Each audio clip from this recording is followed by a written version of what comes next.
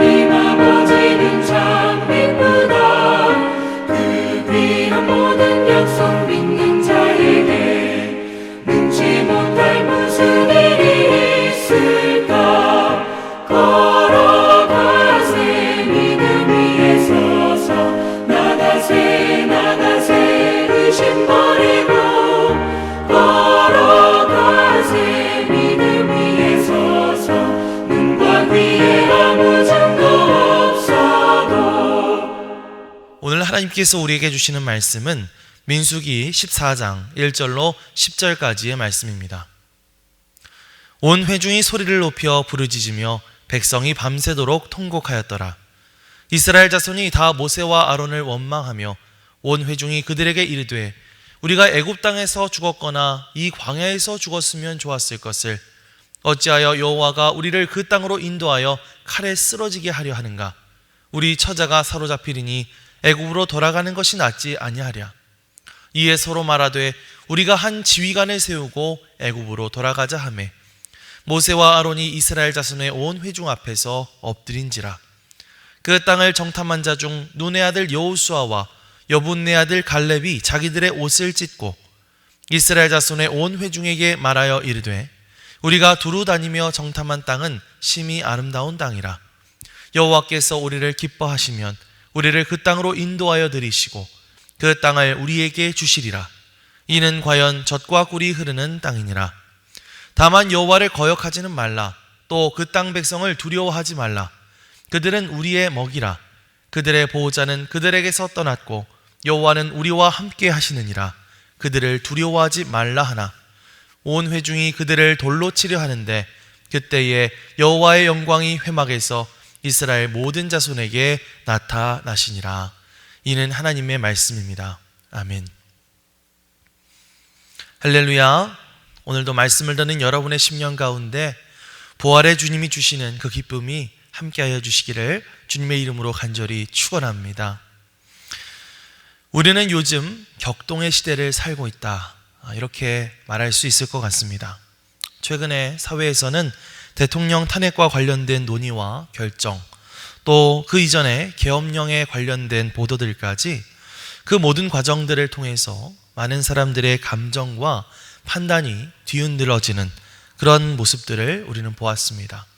한편에서는 격하게 분노하고 또 한편에서는 크게 환호하는 이 양극의 반응 속에서 저는 한 가지 중요한 사실을 하나 발견하게 되었는데요. 그것은 무엇이냐면 사실보다는 감정이 먼저 작동하고 우리는 자주 이성과 믿음보다는 여론이나 분위기에 더 쉽게 휩쓸리게 된다는 사실입니다. 제가 어떤 정치적인 이야기를 하려는 것은 아닙니다. 다만 이 모든 상황을 바라보면서 우리가 스스로에게 물어야 할 것이 있는데, 그것은 나는 과연 어떤 시선을 가지고 이 현실을 바라보고 있는가라고 하는 질문이라는 것이죠. 다시 말하면 나는 얼마나 자주 누군가의 말 한마디나 혹은 방송의 한 장면 혹은 인터넷 댓글에 있는 몇 줄에 쉽게 흔들리고 쉽게 휩쓸리고 쉽게 판단해 버리지는 않았는가 하는 질문인 것이죠. 그런 의미에서 오늘 우리가 읽은 본문 말씀은 우리에게 거울이 되어주는 그런 말씀이라고 할 수가 있습니다. 광야의 백성들 역시 사실보다는 분위기와 여론에 휩쓸렸고 결국 그들의 반응은 하나님의 뜻을 거스르는 결과를 가져왔기 때문이죠. 자, 그렇다면 그들은 왜 그렇게 감정적으로 무너졌을까요? 그리고 그런 상황 가운데서 믿음의 사람들은 어떤 시선을 가지고 있었을까요? 오늘 말씀을 함께 살펴보면서 우리는 어떻게 휩쓸리지 않는 그런 굳건한 믿음을 가져야 될 것인가 함께 생각해보는 시간이 되었으면 좋겠습니다. 오늘 우리가 읽은 말씀은요, 민수기 13장에 나오는 가나안 정탐 사건 다음에 이어지는 장면이죠. 하나님께서 약속하신 젖과 꿀이 흐르는 가나안 땅에 도착한 이스라엘 백성들은 12명의 정탐꾼들을 보내서 40일 동안 그 땅을 정탐하고 돌아오게 했습니다. 자, 그렇게 해서 40일 후에 돌아오게 된 이 12명의 정탐꾼들, 과연 이들은 어떤 보고를 했을까요? 먼저 두 사람, 여호수아와 갈렙은 이렇게 말합니다. 그 땅은 하나님께서 주신 약속의 땅입니다. 우리가 능히 올라가서 취할 수 있습니다. 하지만 나머지 10명은 정반대의 결론을 내리죠. 안 됩니다. 그곳의 성읍은 견고하고 거기에는 거인 같은 안악자손들이 있습니다. 우리는 그들에 비하면 메뚜기 같은 존재일 뿐입니다. 우리는 절대로 그곳에 들어갈 수 없습니다. 이렇게 말하죠. 자, 같은 곳을 갔다 왔음에도 불구하고 이들이 내놓은 결과는 서로 달랐다고 하는 것입니다. 자, 그렇다면 이들의 보고를 받은 이스라엘 백성들은 어떤 반응을 보였을까요?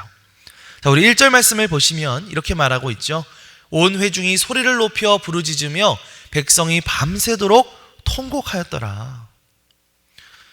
여기서 밤새 통곡했다라고 하는 것, 단순히 어떤 슬픔 때문에 통곡한 것이 아닌 것 같습니다. 그들의 마음은 어떤 공포와 불안과 패닉의 상태였죠. 야, 이제는 우린 다 끝났다. 우린 다 죽게 되었다라고 하는 그런 마음 때문에 통곡하고 있는 것이었습니다. 바로 그 10명의 정탐꾼들, 그 10명의 정탐꾼들이 느꼈던 공포와 불안, 그리고 그 감정이 마치 바이러스처럼 온 백성에게 전염되고 번지게 되고 마침내는 폭발하게 된 것이죠. 그리고 그 감정들은 어떠한 말로 이어지게 되었을까요? 2절에서 3절 말씀을 보면 이렇게 말하고 있습니다. 이스라엘 자손이 다 모세와 아론을 원망하여 온 회중이 그들에게 이르되 우리가 애굽 땅에서 죽었거나 이 광야에서 죽었으면 좋았을 것을 어찌하여 여호와가 우리를 그 땅으로 인도하여 칼에 쓰러지게 하려 하는가? 우리 처자가 사로잡히리니 애굽으로 돌아가는 것이 낫지 아니하랴. 이렇게 말하고 있습니다. 무슨 말이에요? 우리가 차라리 애굽 땅에서 죽었었더라면 차라리 좋았을 텐데, 차라리 이 광야에서 죽었었더라면 좋았을 텐데 왜 하나님은 우리를 지금 이 땅으로 인도해서 칼에 맞아 죽게 하시려는 거야? 이런 이야기를 하고 있는 것이죠. 여기서 백성들이 내뱉은 말은요, 단순히 어떤 상황에 대한 불만을 토로하는 것으로 끝나는 것이 아니었습니다. 그 말에는 하나님을 향한 믿음이 붕괴되어 있었죠. 자기들이 처해 있는 이 상황을 그저 감정적으로 해석하고 과장하고 하나님의 뜻을 왜곡해버린 것입니다. 사랑하는 성도 여러분, 이것이 바로 감정에 휩쓸리는 신앙의 위험성이라고 할 수가 있겠죠.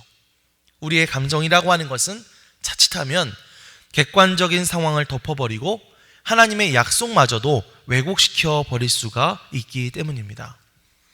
믿음의 사람들은 단순히 겉으로 드러난 모습만을 가지고 감정적으로 판단하고 행동하지 않았습니다. 믿음이라고 하는 것은 비록 우리 눈에는 보이지 않지만 바로 하나님께로부터 온 그 말씀, 하나님께로부터 들은 말씀을 가지고 상황을 해석하고 그 상황에 대처해 나가는 것이기 때문이죠. 그렇기 때문에 이 믿음이라고 하는 것은 단순한 태도가 아니라 어떤 해석의 능력이다, 이렇게 말할 수 있을 것 같아요. 감정이 앞서게 되면 광야는 지옥이 될 수도 있는 것이고, 오히려 저 애굽이 낙원이 될 수 있는 것이고, 하나님이라는 존재는 그저 원망의 대상이 되기가 쉽죠.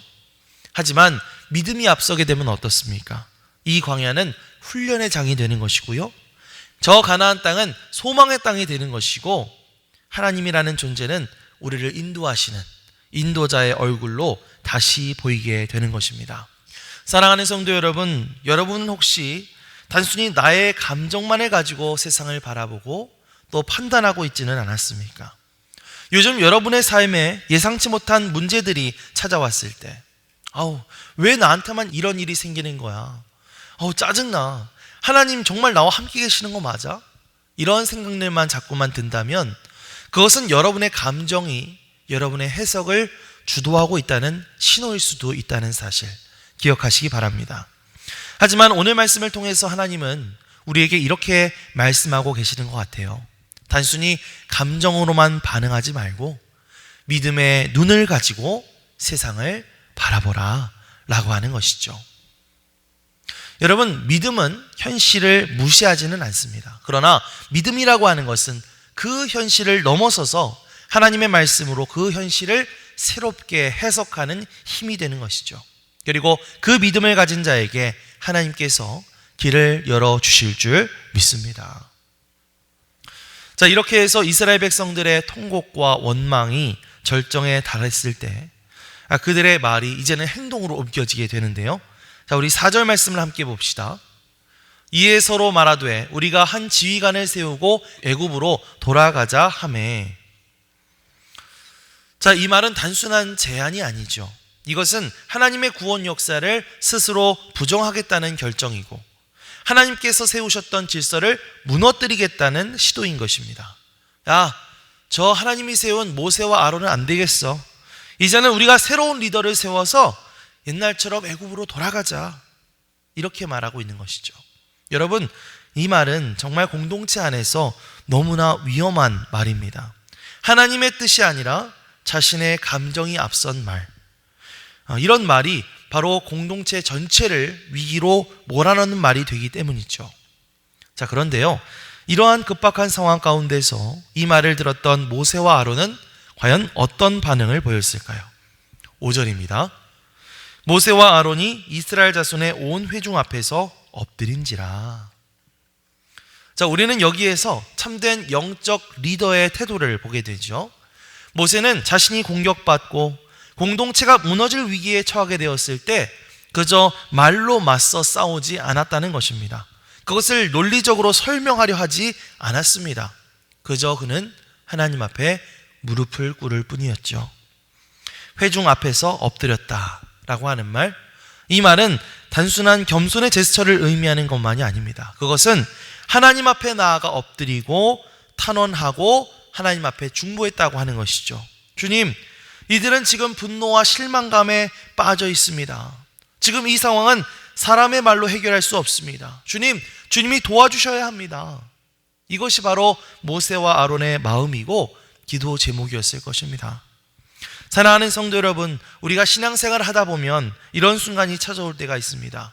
내 말이 억울하게 왜곡되었을 때, 그로 인해서 사람들이 나를 오해하게 되었을 때, 도무지 풀리지 않는 문제 앞에 서게 됐을 때, 이럴 때 우리는 어떻게 반응하고 있나요? 자꾸만 누군가에게 하소연하고 내 입장을 해명하고 나를 정당화시키기 위한 그런 말들을 먼저 하려고 하지 않습니까? 하지만 하나님께서는 빌립보서 4장 6절을 통해서 우리에게 이렇게 말씀하시죠. 아무것도 염려하지 말고 다만 모든 일에 기도와 간구로 너희 구할 것을 감사함으로 하나님께 아뢰라. 진짜 문제는 사람 앞에서 말로 해결할 수 있는 것이 아니라 하나님 앞에서 무릎 꿇게 될 때 비로소 그 문제가 풀리게 되는 것인 줄 믿습니다. 사랑하는 성도 여러분, 어려운 일, 견디기 힘든 일들을 만났을 때 우리가 기도한다고 하는 것, 이 기도한다고 하는 것은 결코 그 문제를 외면하거나 회피하는 일이 아니라는 사실을 기억하시기 바랍니다. 기도는 하나님의 뜻을 묻고 하나님께 해결책을 내어 맡기는 가장 적극적이고 용기 있는 행위인 줄 믿습니다. 오늘 내 삶에 여지껏 풀리지 않고 있었던 문제나 혹은 오해나 혹은 갈등이 있었다고 한다면 모세와 아론과 같이 오늘 하나님 앞에 엎드려 무릎을 꿇고 간구하시기 바랍니다. 오늘 그렇게 주님 앞에 기도하는 가운데 하나님의 도우심의 역사를 경험할 수 있는 저와 여러분들이 되시기를 주님의 이름으로 간절히 축원합니다.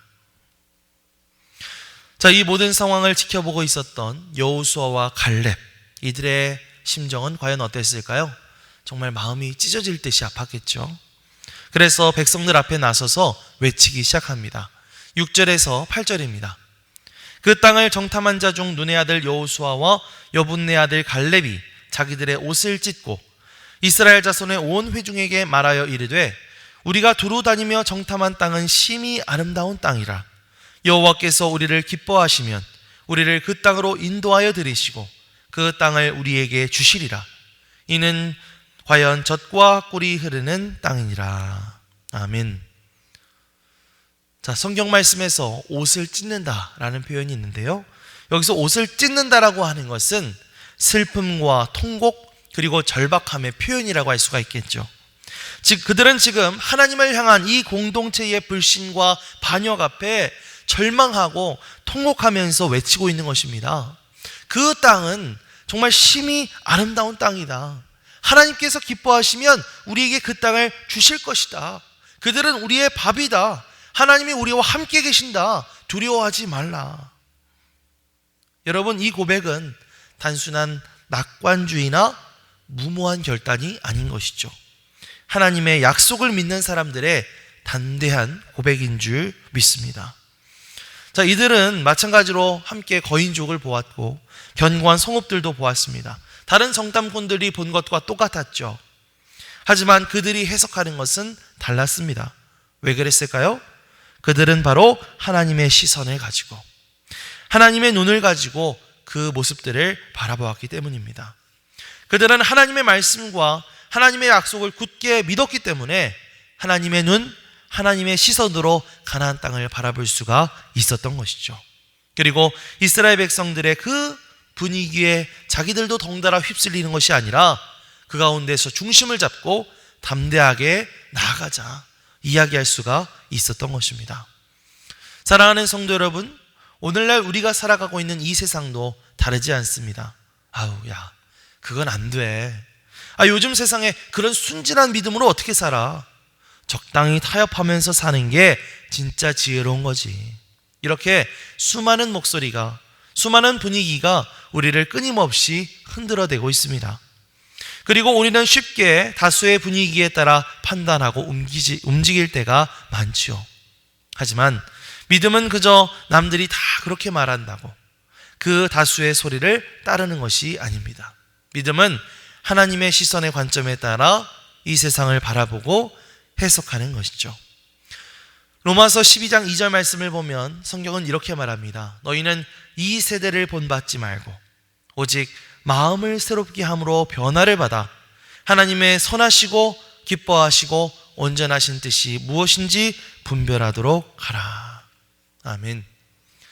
사랑하는 성도 여러분, 오늘 여러분은 어떤 시선을 따라 살아가고 있습니까? 뉴스라든지 혹은 유튜브에 나오는 그런 사람들의 말, 혹은 내 주변 사람들의 평가에 따라서 살아가고 있지는 않습니까?